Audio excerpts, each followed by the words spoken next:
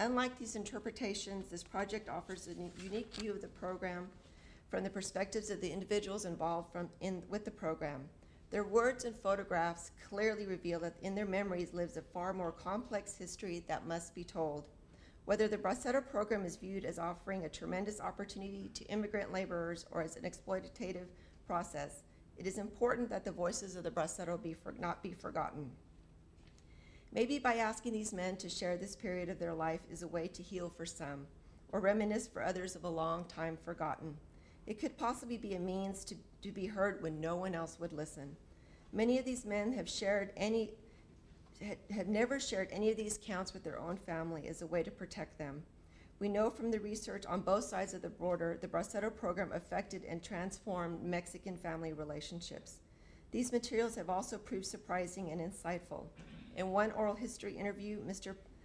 Palomedes explains how truly lonely he was being separated from his family.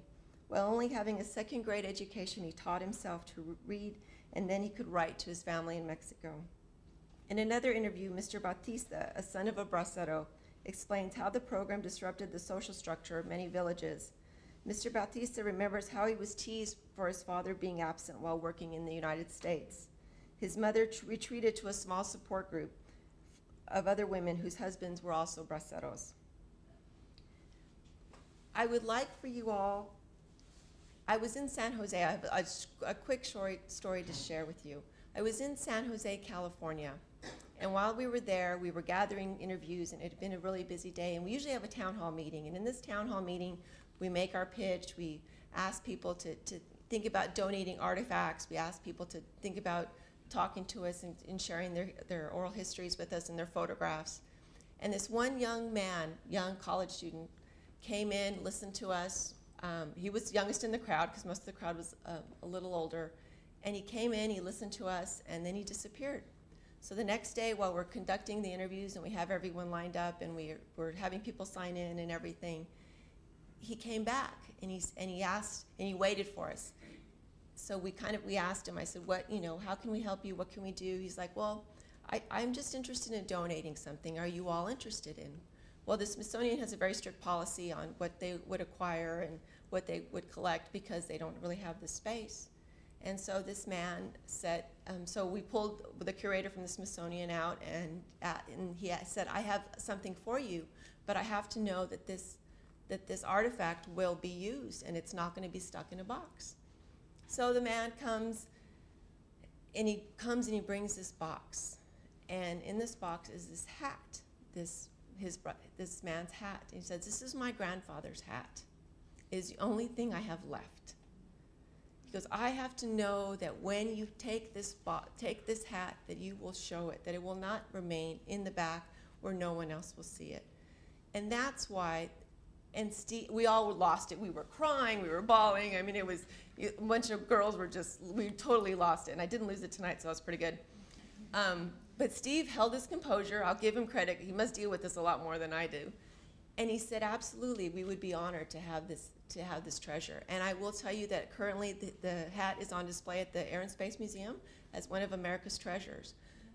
So while I cannot promise you that artifacts that you gather will be displayed at the National Mall, I would like each of you to look around this room and realize you have an amazing wealth of local history around you. So I'm going to throw it out to the audience a little bit. I'd like to know who's lived in this region for 20 years. Raise your hands. Okay, I got some takers. Okay. Who's lived in it for 30 years?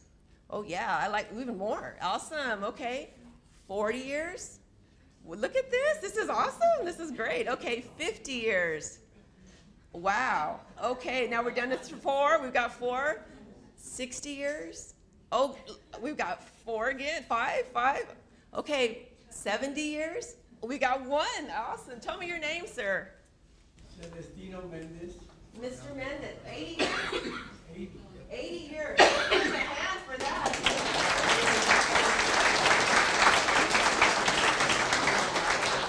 So, Mr. Mendez, tell me what you've noticed about this whole city and how it's changed. Well, it was just a very small town. The first census I remember is about 5,500. That's when I was 12 or 14 years old, I throat's grown a little bit. Just a little. Now, I'm going to ask you, so have you been recorded? Has your history been recorded? To some extent, yes. To some extent. University. Here at the university? Another program, yes. Okay, so they did a tape recording? Okay, who in here has actually done a tape recording of a family member or someone else? Oh, right, we got some hands, yes. 1, 2, 3, 4. Okay, ma'am, you were kind of hesitant. Tell me how that experience went. Well, I taped it on very tiny tapes. You did it, that's all that matters. That's okay. But my father told me stories about growing up in Chicago, the Prohibition era. Wow. And my mother told stories about her life on the farm in Nebraska. Very interesting. Do you still have those? Excellent. Okay, and it was, so who else has done stories? You raise your hand. Tell me who you recorded. My parents. Your parents? Mostly my father, and I don't know where the stories are, but I remember that he talked about growing up in North Carolina and his grandfather. Their farm, they had one of the old, I wouldn't say a plantation, but a large farm. Okay. Over here, I know someone else. There we go. Did you have any surprises? Well, yes, I recorded stories of several local older folks that Excellent. maintain their histories. Okay, tell me why you did that. Some archives at a local library. Okay, and so it was important. Yes. Okay, any surprises that you heard from these people? Well, certainly unexpected stories would come out, and humorous stories, events, that kind of thing. It was very touching. Very touching story, so it hit your heart. How did you do? Have you done your family yet? Well, that'd be me. Wait, okay. So you and I have a common thing there. Who else did stories? Yes. My husband's best friend was dying, and he was only 57, but he had 2 boys who were like 18 and 22. And so I went over and sat with him for 3 days, and we just talked about everything, and he died 2 days later. So his boys have this wonderful recording of his dad talking about growing up in Chicago, and how he and his mother met, he and their mother met, and all that. And I had not recorded my father or my mother, who both died very suddenly. And the day they died, I went, why didn't I sit down and talk to them about this? And so I vowed that I would not let Bob die without having something for his kids. Tell me, Terry, what that meant for you when he passed and you could give that to us. Well, what was truly wonderful about it was that it prompted, because one of his sons was there while I was doing it, and when he was right out of college, he traveled around Europe in a comedy team, and he still had the trunk, and the boys had never seen the trunk, and so they pulled the trunk out, pulled all these old routines out. We had talked about his favorite bits and all, and they spent that night going through all of this stuff, and without the kind of the genesis of the recording to get them started, they might never have done that, and they would have found the trunk years from now and gone, well, what did this mean to Dad? And they had the opportunity to actually engage in a conversation while he could still do that. And so that was what was really wonderful about it. Has anyone else? Yes, please. My daughter actually recorded her grandmother, who was from Greece, and we did this in 1987. And then it was all in Greek, of course, she didn't speak English. Oh, wow. My husband translated it for me, and so I wrote a story about the interview and all that history she talked about. Any surprises? Oh my gosh, it's so Not telling public, right? it's so good to hear the actual story, like when the Nazis occupied Greece and her memories of all that and the starvation and just to hear it from a first person account. And now I'm planning to record my oldest brother, who's 83 now, because he's got a lot of stories to hear. He doesn't know. Oh, well, then I can record him if you need me. I'm there, so you. I've been trying to get back there, but it's hard to. Well, let me tell you, I give you my word, if he's there and he's willing to talk, if you'll make the introduction, I will do the And recording. you'll remember about the Braceros a lot, too. Now, does anyone else in this area, so I thank you all so you can see the power. Yes, tell me, sir. Well, I was just going to say, back in the 60s, I recorded my grandmother, and That is the. Well, we need to get that transferred over to a digital. So I can help you do that, or I hate to take things because it just makes me nervous, but I can help you get that, because you really need to get that transferred over. For people that are have done the tapes, you either need to rewind it once a year, or you need to get that transferred over, because it's going to deteriorate. It's going to go with, if they have sticky tape, and then you'll lose the recording and you'll be devastated. Yes? I was gonna ask you about it, because I've been afraid to play one of those tapes. Right. Well, I tell you what, if you play it first and it still works, then you can send it to me and I'll transfer it for you, free, no charge or anything. Transfer it to what? To a CD or a digital, Yeah, it has to be transferred to an MP3, right, just because, yes. I unfortunately did not record my mother. We talked about it, but we never did. Right. But I'm a retired teacher, and I had a heritage project, gifted children in 4th grade, and that was part of their thing, was to interview the oldest relative and, if possible, to record. So I'm hoping that because of that experience, they really just loved it. Did they? Yeah. Oh, really good. did. That maybe they will continue, as adults, that they will. Well, and it's hard. Now, we have some college students here who have recorded their parents or who has their grandparents still living? Anyone? Okay. We have a few college students, yes. Anyone on the side? No. Great-grandparents still living? No.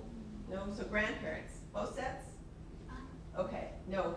Yes, one. Yes, one. Okay. So, yes. The Hays County Historical Commission is recording They are. old-timer stories from all the different towns in That's right. the county. That's right. I bought a few of your videos actually last week. I watched a few of them. Well done. Great stories. You've done, I think, 12, I think, right? You've done 12 so far? And you've done video. And if you don't have a video camera, you know what? That's all right. Just please get a recorder. Okay, I cannot plead to you more. And especially, I know you're young, I know your schedules are busy, but you have grandparents that are still living. How many of you would love to sit with your son or daughter and share your story? That would be the best Christmas gift you could give them for life, I can assure you. Because do we listen anymore? Do we really listen? Do youngsters listen? But to the stories, they're texting, right? If you text them your story, sure, that'll work. Yeah, well, I don't think it's long enough to text, so I don't think they'll read it on the text, but maybe, I don't know, that's how you get the attention sometimes. But if you, even if you do each other, it's so important. It's just critical. Tell me about the person who's lived here 80 years, no, the person behind you, Mr. Hernandez, tell me what you've noticed different about the community. Well, I was born in Austin. Okay. I moved here about 8 years ago.